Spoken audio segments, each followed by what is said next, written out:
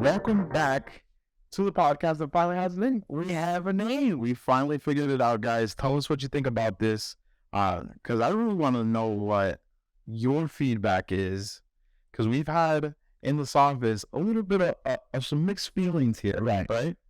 So, without further ado, the name of our podcast is Reality Hits the Fan. Reality hits the fan. It's got a ring to it. It's kind of like, we can talk about anything and everything. Exactly. That's what we think. Yeah, absolutely. Reality hits the fan. I like it. We worked really hard to put it together. So there you have it. Now we have a name. Definitely. And so we can let everybody know where we're at.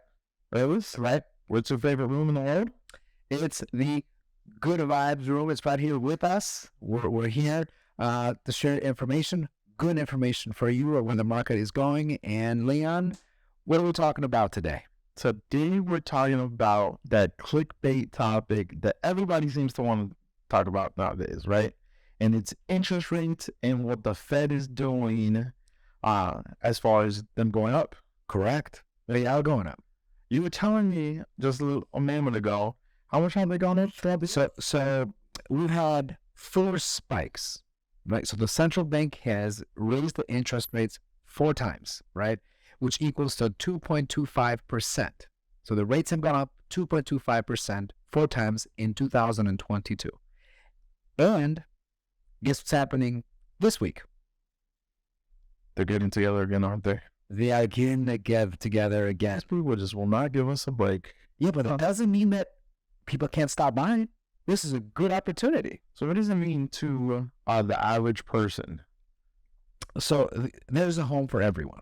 Absolutely. Yeah, that's a known fact. There's a home for you, there's a home for me, and there's a home for everyone that is willing to invest into buying a property. And that's why Leon and I are here to help you do just that. So to answer your question, what does this mean for a normal blue-collar individual who is wanting to buy a home? It means that you're buying less of a home today than you were a year ago. But you're buying a home. And that's the most important part, right? A home is a home. Absolutely. So the interest rates, yes, they have an impact, but the interest rates the increase on the interest rate is true for all debt. So equity on the credits, car loans, credit cards, right? And of course, the mortgages as well. So you're seeing the increase on the rates across the board, right? So whether you buy a vehicle, whether you purchase, a vacation on a credit card, the interest rate is going to be impacted, right? Absolutely. That doesn't mean you stop living. That means you are to live and to enjoy life the way it's been given to you, right? So the interest rates, I don't think it's going to have a huge impact on the buying power because everybody wants a home. And we are here to help them do just that, right? So did I answer that question, or did I just dance around it? You did a little bit of tap dancing there. Okay. But you did get some golden nuggets there. And really the main takeaway that I want people to do, it's not so much about your interest rate. Yes, it's a major factor. It has a big influence on your monthly payment, but it's not the end of the world, right? Nope. So one of the things, yes, you pay a little bit more in interest, but if you look on the bright side of it, is you also have something that you can deduct on your taxes that's going to save you money on a different format. What does that mean? That's a good point. So deduct on your taxes. So I am a borrower. I'm buying a home, and I'm paying an interest rate. Average nowadays is about 6%, right? So what does that mean to me as a consumer or as a buyer? How do I deduct my interest rate on my mortgage for my primary residence, right, or investment property or second home in my taxes at the end of the year? So as an individual buyer, you own your principal home or an investment home for that fact. Anything that you pay towards interest on your mortgage or on that liability, on that asset, is deductible from your taxes. Okay, so example. So in year 2022, I paid $3,000 in interest towards my residence. Doesn't matter whether it's principal, investment, or a second home, right? I'll give you a better fact. Give it to me. when I bought my house in 2017, Right. my interest rate was 5.875, which that's Pretty much. Yeah. right. Yeah. We hadn't seen the twos and the threes yet. That year, I paid $12,300 and something in interest. Okay. So when I called my accountant up, he said, "Hey, do you have a tax form for your interest?" And I was like, "Oh, I do this for a living. I don't. What is this tax form you're talking about?" Don't quote me on this, but I think it's 1095-C. Right. And I gave him this piece of paper, and he's like, "Congratulations, I just knocked some money off of your taxes, so you have to pay less." Beautiful. So that's a great explanation. So the way that I understand it is that when you pay an interest towards your principal or your home for that matter, then let's say an example is $3,000 that you paid in year 2022, but during the same year you made $80,000. So what Leon is trying to explain, and he did a very good job doing so, is that from 80,000, the account is going to subtract how much you paid in interest.